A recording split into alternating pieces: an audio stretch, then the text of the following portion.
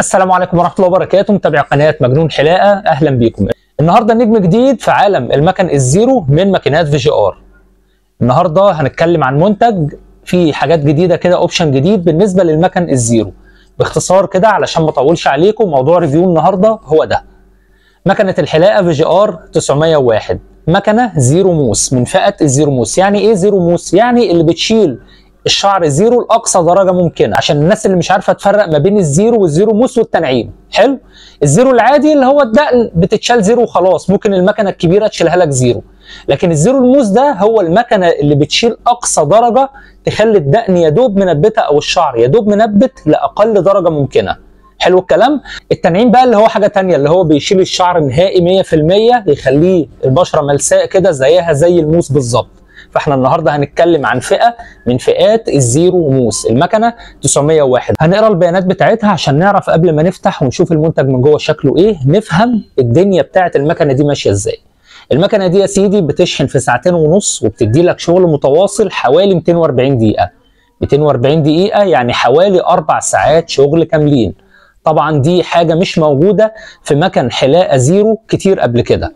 صعب ان انت تلاقي مكنه بتشتغل معاك حوالي 4 ساعات متواصله، وكمان في اوبشن جوه المكنه هنشوفه كده هتلاقيه مختلف عن كل الماكينات اللي قبل كده. بطاريه المكنه 1600 ملي امبير، دي القوه بتاعتها.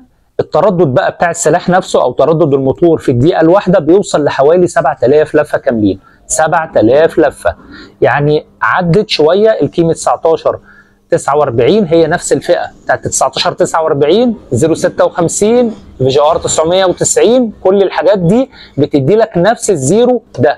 تمام. هنا الموتور زي ما قلت لحضراتكم التردد بتاع السلاح نفسه 7000 لفه في الدقيقه. 1949 مثلا كانت حوالي 6000 او 6500. نفتح العلبه ونشوف المكنه شكلها ايه.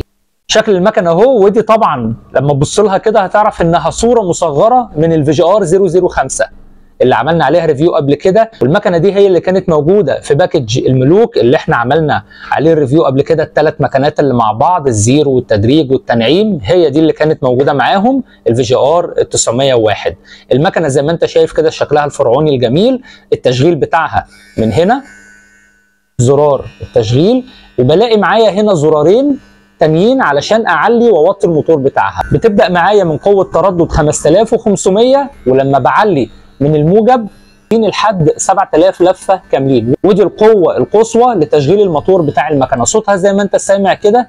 وده الجديد فيها الشاشه، السرعات، وكمان السلاح السيراميك.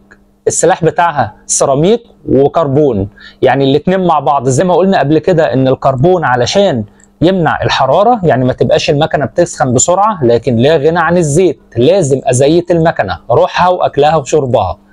والكروم طبعا اللي هو بيبقى مقاوم للصدى، ان انا ينفع لو اشتغلت في شعر مبلل ينفع المكنه تمشي فيه وان شاء الله ما تصديش ولا يجرى لها اي حاجه.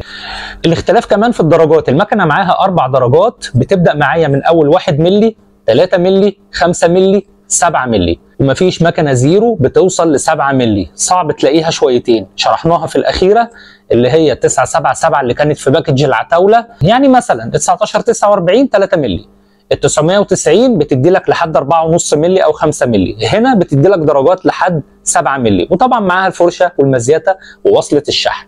مكنه محترمه جدا من فئه الزيرو موس. زي ما قلت لكم، لو انت هتقول لي هي ولا 1949 هقول لك نفس الزيرو، لكن هنا الاوبشن اعلى شويتين. طب هي ولا 990 برضه نفس الزيرو والكفاءه، لكن هنا الاوبشن مختلف حبتين.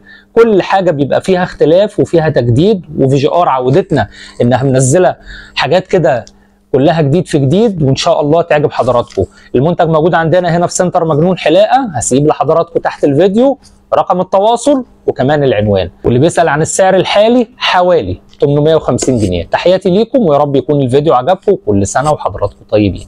سلام.